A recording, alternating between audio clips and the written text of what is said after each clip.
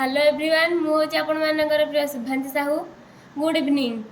आज आम चाहूँ कि पकुड़ी बनाया आज तो वर्षा पाग होती आम पकुड़ी बनैबा चलते देखिए पकुड़ी आम कौन कौन जिनस पकेबा।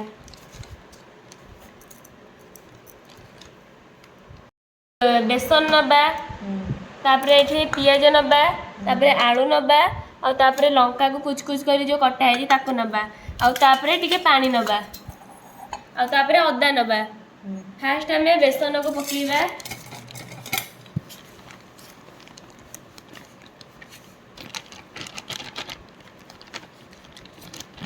आम ये 2 जन खाए बोले ये बेसन पकाउे आपड़ जी खाइबे से बेसन पकेबे।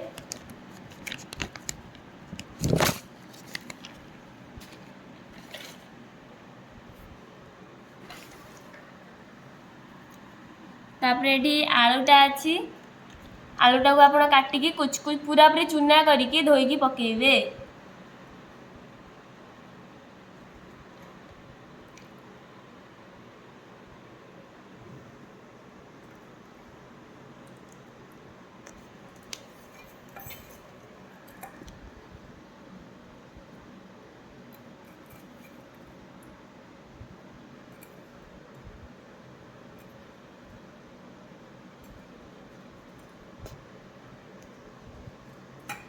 तापर देखो यहाँ हूँ पियाज पियाज को फास्ट चुन चुन कर काटे तापर पियाज जी अच्छी पकेबे।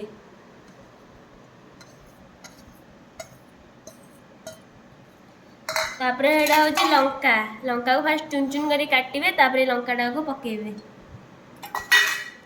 आईटा हूँ अदा फास्ट छेची देवे चुने की तापर यहाँ पकेबे पकई देखो ये अच्छी पानी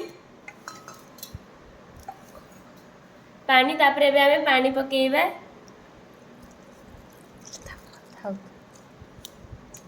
आपन जी बेसन पकेबे तार से मापिकी पानी पकेबे।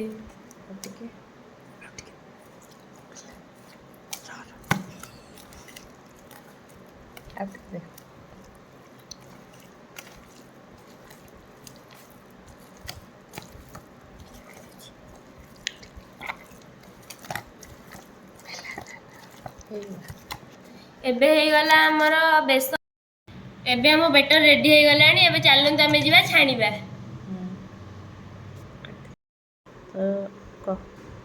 आमे बेसन रो माप देखिकी केतिकी परिमाण लुण पकेबा कथा आमे पकेबा।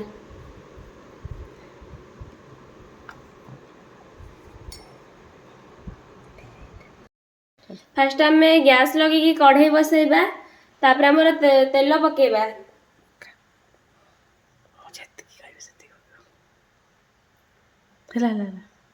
तेल गरम हो सारा पर आम पकोड़ा को छाणीबा।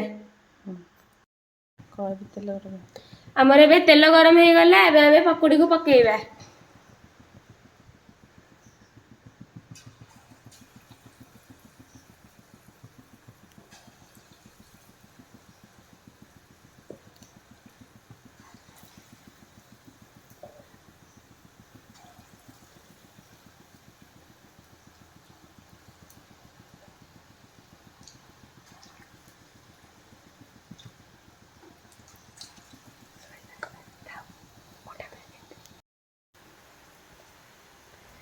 एबे देखो पकुड़ी रेडी हो जाइए तो ये आम काढ़ीदबा छाणीदबा। आमर ये वर्षा दिन में गरम गरम पकुड़ी वाह कि टेस्टी।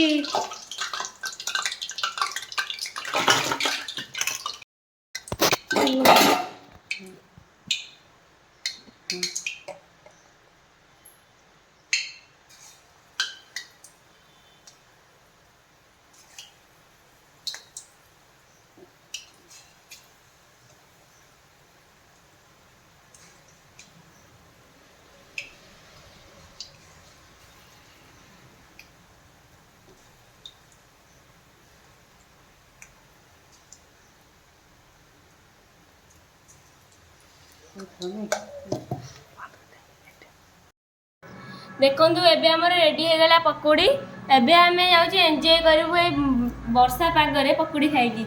ये होची बिट लुण आमे तादरी पकेई के एबे खाइबा।